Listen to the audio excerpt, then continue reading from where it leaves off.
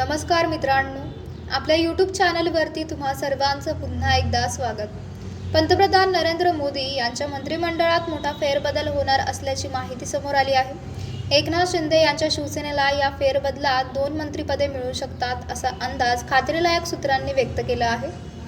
काही दिवसांपूर्वी एकनाथ शिंदे यांनी दिल्लीमध्ये पंतप्रधान नरेंद्र मोदी यांची भेट घेतली होती. यामध्ये मंत्रिमंडळातील जागांवर चर्चा झाल्याची माहिती समोर आली आहे. शिंदेंच्या शिवसेनेत मंत्रिपदासाठी लॉबिंग सुरू करण्यात आली आहे. मंत्रिमंडळात शिवसेनेच्या कोणत्या नेत्याची वर्णी लागणार याची चर्चा सुरू झाली आहे. एकनाथ शिंदे यांच्या दिल्ली दौऱ्यानंतर राजकीय वर्तुळात जोरदार चर्चा सुरू झाल्या. केंद्रीय मंत्रिमंडळात शिंदेकडून कोणाला संधी दिली जाणार याची शिवसेनेत चर्चा सुरू झाली. शिंदेंच्या शिवसेनेचे वर्तमान केंद्रीय राज्यमंत्री प्रतापराव जाधव यांच्याऐवजी मावळ पुणे मतदारसंघाचे खासदार श्रीरंग बारणे यांची मंत्रिपदी वर्णी लागण्याची दाट शक्यता आहे. श्रीरंग बारणे यांची ही तिसरी टर्म आहे.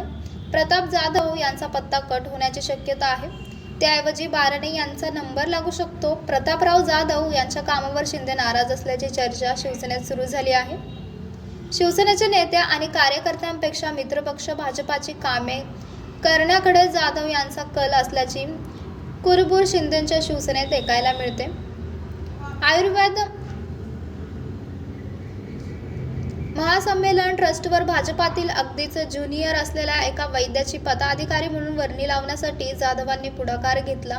ही बाब काही जणांना खटकली आहे. राष्ट्रपतीच्या प्रमुख उपस्थितीतील या कार्यक्रमाला खरं तर शिवसेना मुख्यत्वेने व उपमुख्यमंत्री एकनाथ शिंदे तसेच शिवसेनेच्या अन्य खासदारांची उपस्थिती औचित्याची ठरली असती व मंत्री जाधवांनीही त्याबाबत आग्रही असायला हवे होते. पण जाधव यांनी या राष्ट्रीय स्तरावरच्या आरोग्य मेळाव्यात शेगावासारख्या छोट्याशा गावात स्वतःवरच फोकस करण्यात धन्यता मानली. केंद्रीय राज्यमंत्री प्रतापराव जाधव यांच्या खांद्यावरील मंत्रिपदाचा भर उतरण्यासाठी त्यांच्याच शिवसेना पक्षातून हालचाली वाढल्या आहेत. मावळचे खासदार श्रीरंग बारणे तर शिवसेना पक्षाच्या केंद्रीय मंत्रिपदाची माळ आपल्या गळ्यात पाडण्यासाठी आतुर झालेले दिसत आहेत. जाधव यांना 2 वर्षाचा कार्यकाळ मिळाला. अन्य खासदारांनीही मंत्रिपदाची संधी देणे हा पक्षातील व्यवस्थेचा भाग असू शकतो असे पक्षातून सांगितले जात आहे. तर मित्रांनो, आपल्याला काय वाटते? आपली प्रतिक्रिया आम्हाला कमेंट बॉक्सच्या माध्यमातून नक्कीच कळवा.